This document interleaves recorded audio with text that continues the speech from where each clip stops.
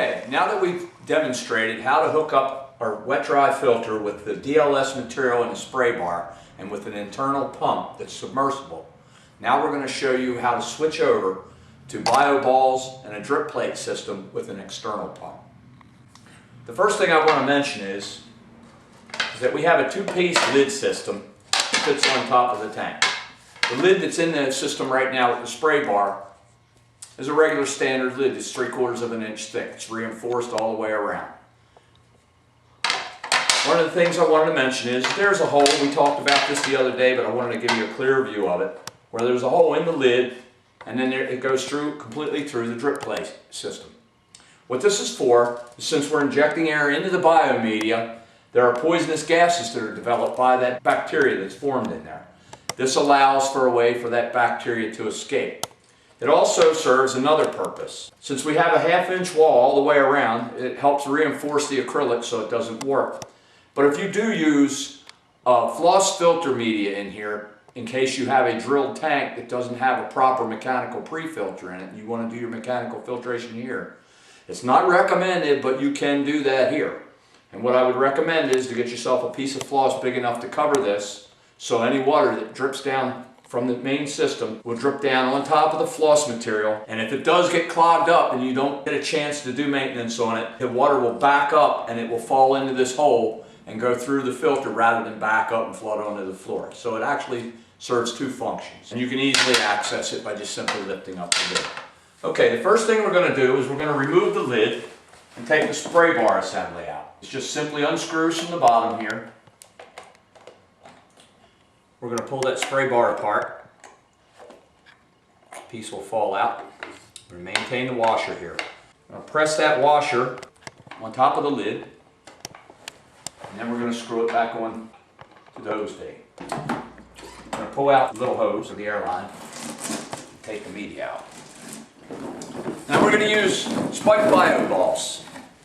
These spiked bio balls are good because they contain a large surface area with little pegs. Now again, these are made out of a material called polypropylene, or sometimes polyethylene. Either one of those types of materials are not toxic to fish. So what we're going to do is we're going to basically fill this up with the bio balls.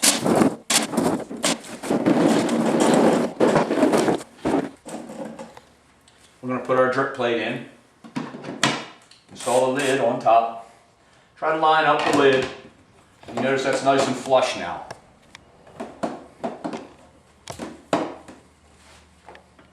Once we have that on, we're going to put the air line back in to the bio balls so we can inject air. Then you're going to close your hinge sunk lid. Okay, we're going to use an external magnetic drive little giant pump. This pump is capacity up to 750 gallons per hour. Using a magnetic drive pump external like this is actually a pretty good idea, because with the internal submersible pump, that pump can generate some heat that can change the temperature, raise the temperature too high for the aquarium inhabitants if you have too big of a pump.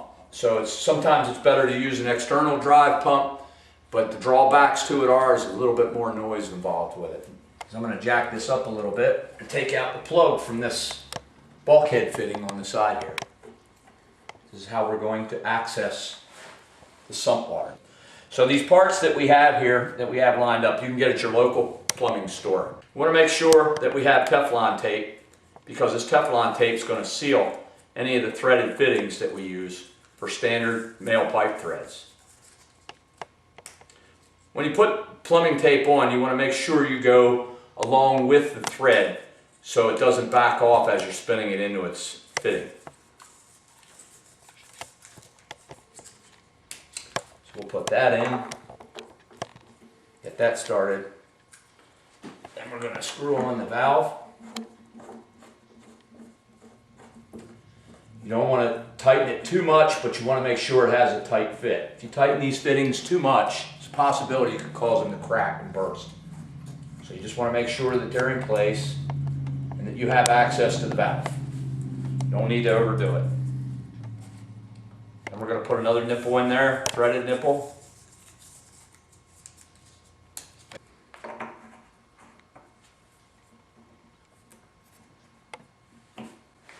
And we're going to use a a union.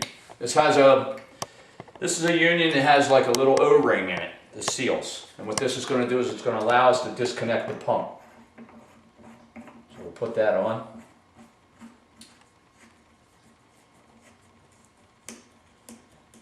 Screw that in so it's snug as well, just so it won't leak. Okay, I've made a little setup here that we're going to put together that has an elbow that will connect inside of the pump itself. I'm going to hook that up to the pump, screw it into the front. That's the intake.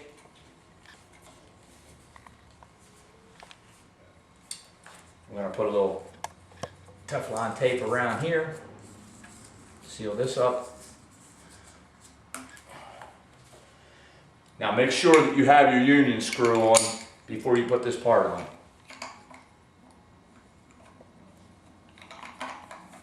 I'm going to tighten that up.